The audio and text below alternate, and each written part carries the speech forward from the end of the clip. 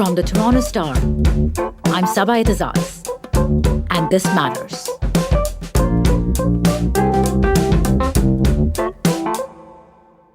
But as we know, the information's coming out now. So these satanic pedophile cabal of Luciferians, they're all going down in the name of Jesus. Amen. What happens when you live in a digital echo chamber designed to show you the world only how you want to see it, amplified and multiplied a million times?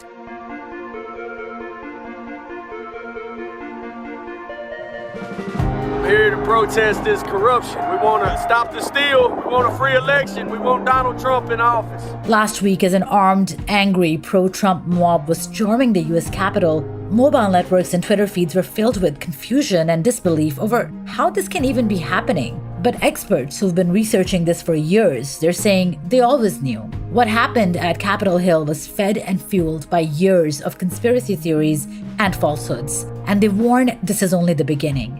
Those memes and YouTube conspiracy videos shared by your uncle on the family WhatsApp group, they might not be as harmless as you think. On today's episode, disinformation expert and critical thinking advocate Helen Lee Bouygues talks about the power and the dangers of dis and misinformation in a hyperpolarized world and how we can build up our own critical thinking skills in these uncertain times.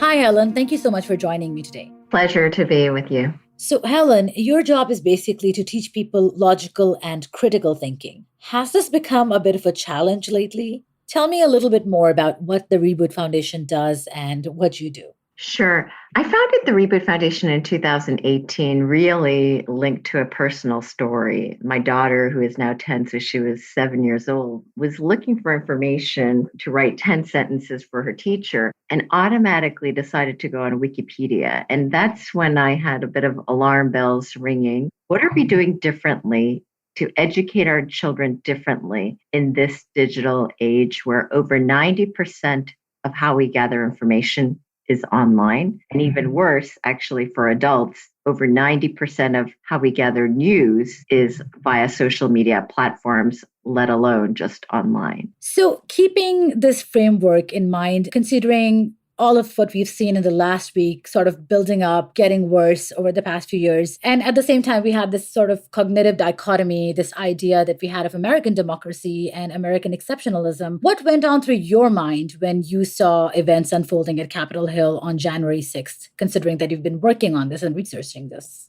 Well, I think we were all very shocked and dismayed at what we saw. But let's put the emotion aside of what happened and take a little bit more reflection on what was, as you recalled, the culmination of such an event to happen. And I think fundamentally it breaks down into a couple of elements, 3 elements to be specific. One is the impact of tunnel visioning that social media has, because what we're seeing is people subject to true subjugation of preying on emotions and hence further polarization. Obviously, when you click a like on, for example, extreme right, what Facebook will show you is very rarely comments for pro-Biden, but more pro-Trump, for example. So that's a culmination of one element. So being subject to emotions. The second is the pure nature of our actual emotional state, which is human beings naturally prefer selective thinking. And so once you are into this tunnel of a conviction and a bias that something like the election is a lie, you actually don't take a step back and think logically, does this make sense? Because we naturally feel more comfortable about confirming our original biases and convictions. And so this is only enhanced by what we're being bombarded with in terms of the same lies or disinformation. And then the third dimension is, I think a lot of the population that believed that the election was stolen was not conspiracy theorists or somebody really trying to create mayhem. I actually do believe that they were genuinely sincere, that they felt that the election was stolen. So this goes back to the whole emphasis of the challenges that we have of disinformation. There have been studies that show that if you are bombarded with lies, then even though if your initial instinct was to question it, you actually do change your mind and start believing the lies. It's interesting that you should say that because I wanted to talk to you about that. There's a dynamic here, right? While there is an ongoing active disinformation campaign, but at the same time, there are many people who you just mentioned who are only sort of being misinformed by this bombardment of false news and false news sources, correct? Or disinformed, right? Because misinformation is more erroneous information, whereas disinformation is clearly hoaxes with intention to lie. Right. And we've seen Republican leaders as well have been speaking to all of this, including Congressman Adam Kinzinger, who spoke a few months back to the media about the importance for leadership, for the government to denounce conspiracy theories, especially those being propagated by certain dangerous groups. How did these conspiracy theories take on this dangerous shape and an entire movement kind of formulated around the hashtag Stop the Steal? And would things have been any different if leadership, Republican leadership specifically, had publicly rejected these theories? Does that make a difference? Conspiracy theories are unfortunately not something new, and I can't point that to extreme right groups. More recently, there's been conspiracy theories even in the 70s and 80s. I think the real challenge is with the digital age, how much that gets bombarded and how little there is multiple views. Call it in the 60s, most people gathered their information through the local newspaper, or rather than going online where you actually can't differentiate between what's a blog, what's investigative journalism, what is purely an opinion, or let alone what is information that's deliberately being published by special interest groups.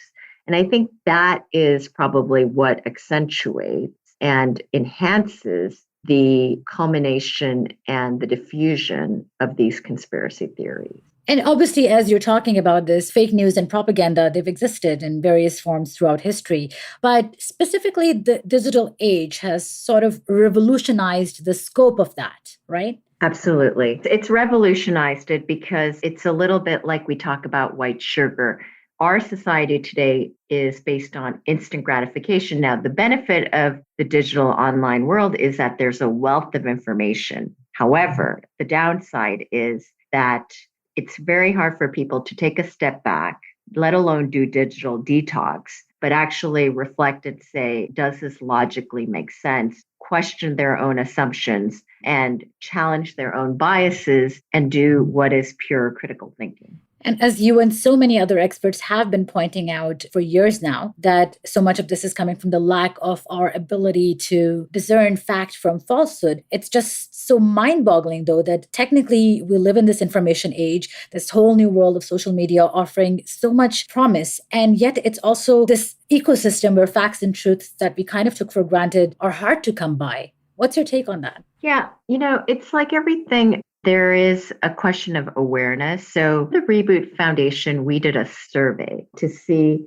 our participants, what percentage believed that they were actually good at identifying fake news. Majority of the people that we interviewed actually thought they were very capable of noting what was fake news versus facts. But actually only 1% of our participants used what we deem to be true fact-checking techniques when verifying information online, such as whether or not a website was partisan or not, for example. So there is a question of awareness of whether or not people are actually doing fact-checking. So that's the first step. And then the second thing, what we noticed is that very few people actually even knew what to do in terms of basic media literacy. You as a journalist, you're trained to do fact-checking and review of who the authors are, who's the source of funding, when you gather information.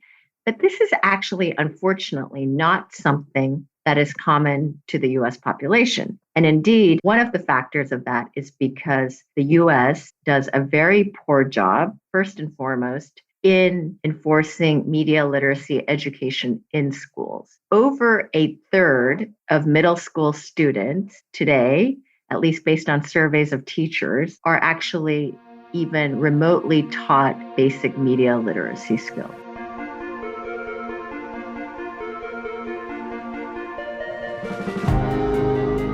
We'll be right back.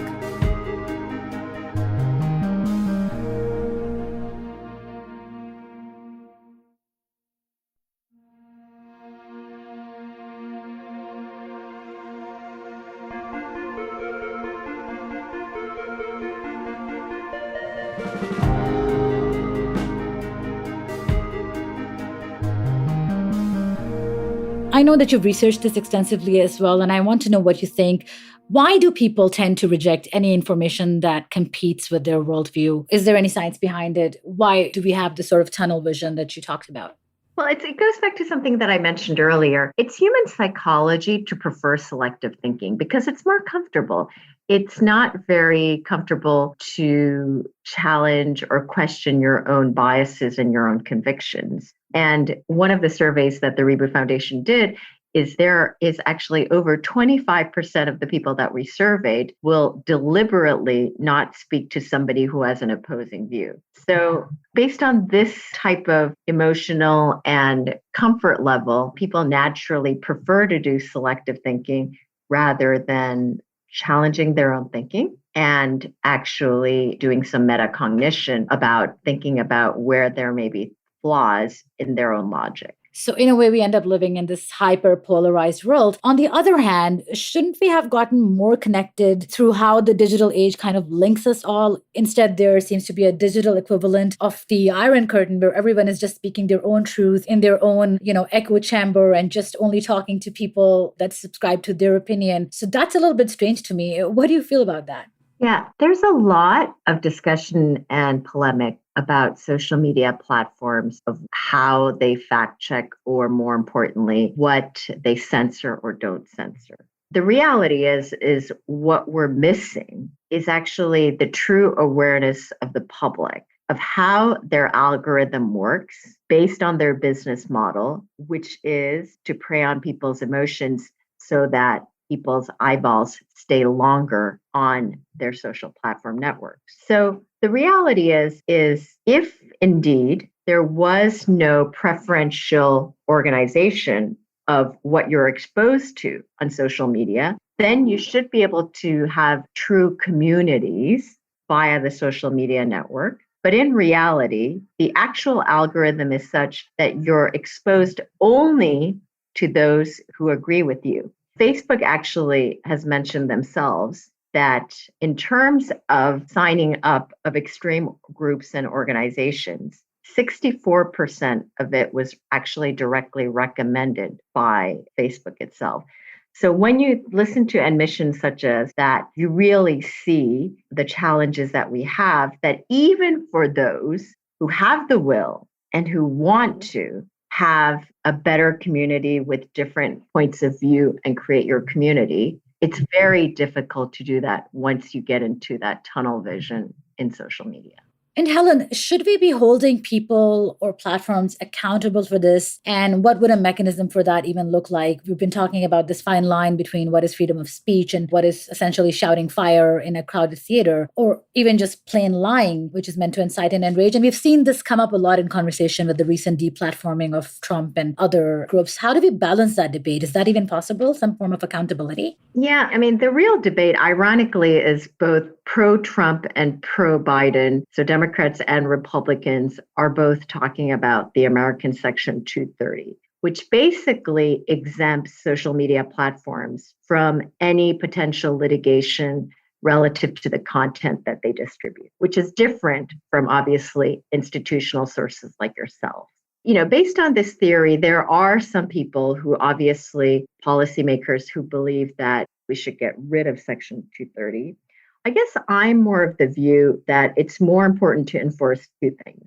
One is, let's make more transparent what the actual algorithm is and how and why they censor certain things that they do from these social platform networks. Believe it or not, Twitter was probably viewed more in suspicion before they took off Trump's access on what content was actually being censored or not. And that was actually creating more suspicion from pro-Trump population because of the lack of transparency. That's the first thing. The second thing is, I fundamentally believe that if these platforms are generating revenue from the content, i.e., it's posting private interest groups content that's paid for, let alone consumer goods where people are trying to peddle us to buy more things, then I think the social media platforms, because they actually have a revenue source from it, should actually be held accountable for that type of content. Right. And from the consumer side, from all of us who might be looking for clarity and facts, Are there any ways that we can have better interactions online? You mentioned fact-checking techniques, and I believe you're building up resources for media consumers to be more discerning. Could you share some of that? Sure. In general, I highly recommend people to first and foremost do more digital detox and actually spend less time on social media. Our surveys have shown that regardless of age, income, race, or partisanship, so political leanings, the more social media usage, the less capability of actually identifying fake news. So let me start that with the precursor. But in terms of additional steps that people can take to become better and smarter consumers of news online, there are a couple of methods. One is avoid relying on a single source of information. Two is resist clicking on initial links. Three is familiarizing yourself with common fake news tactics like things that generate emotional reactions, trolling, anything that impersonates legitimate sources, or anything that polarizes the reader base. And finally, being able to recognize material that are designed to persuade. So those are some things that people need to keep in mind as they continue to be online consumers.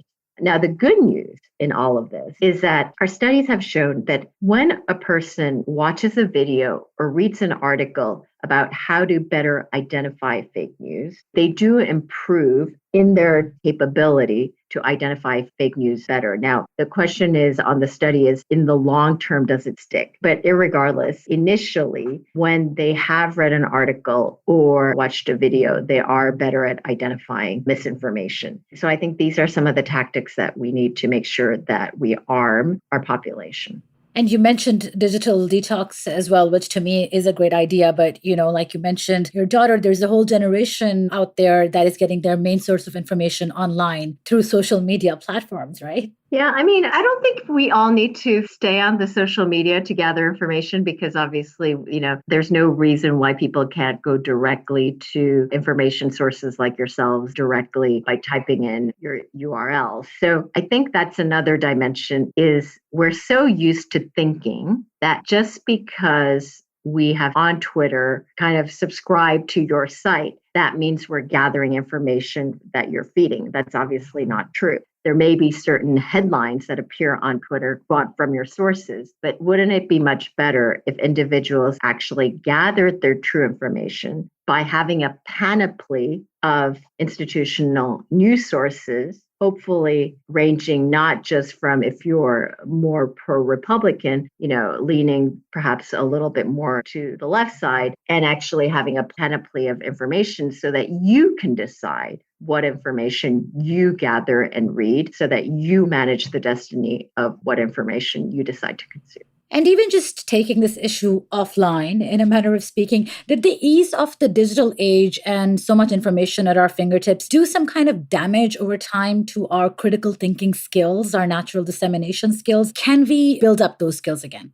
Well, there is something to be said, in terms of education, we talk about the benefit of pen and paper, right? So mapping ideas, for example. And the benefit of the digital internet world is that so much, a vast level of information is available at our fingertips. But the negative effect is imagine if you're at a dinner and somebody has a Trivial Pursuit question, everybody pulls out their iPhone and quickly Googles and gathers the information immediately. Well, that's all based on instant gratification, or what Daniel Kahneman would call the difference between slow thinking and fast thinking. Clearly, critical thinking requires you to do slow thinking. It requires one to take a step back and reflect on the actual question, questioning assumptions, and looking through the logic. So there is a natural need that we need to be aware that for us to be better thinkers and make better judgments, we do need to take a pause and allow the slow thinking to happen so that we can be more logical and analytical rather than being a bit of hip shooting and a little bit like the white sugar of that instant gratification. And I saw in your recent research report, you're speaking about the fact that the fake news crisis is ultimately a crisis of media literacy, which we also just talked about. Can you talk to whether governments and the tech giants have a role to play in this? The regulation issue is in conversation already, but do tech giants and other institutions have a role in building up media literacy? I don't think the tech giants are going to do it themselves. I do think that governments should and could do more. As you know, there are some European countries that equip kids with better media literacy. Finland as a country has taken the position that strong public education system as a main tool is to resist information warfare. And so they naturally teach their students how to identify misinformation, disinformation, and malinformation, actually. So I think there's a lot more that different governments can do indeed. Thank you so much for your time, Helen. You've been very informative. Thank you. It was my pleasure. Thank you so much. I was talking to Helen Lee Bouygues. She is the president of the Reboot Foundation, a critical thinking and research institution, and she's been studying the disinformation and misinformation ecosystem. That's it for today. Thanks so much for listening. This Matters is hosted and produced by me, Sabai Tazaz, Adrian Chung, and Raju Mutter. Produced and mixed by Sean Pattenden, and our director of programming is JP Fozo. Our show theme music is by So-Called, and our episode music is by Mike DeAngelis. We want to hear what stories matter to you. Please send us comments, questions, or ideas to thismatters@thestar.ca. Please consider supporting the journalism the Toronto Star newsroom does at thestar.com. And don't forget to subscribe to This Matters on Apple Podcasts, Spotify, or wherever you listen to your favorite podcasts. Let's talk soon.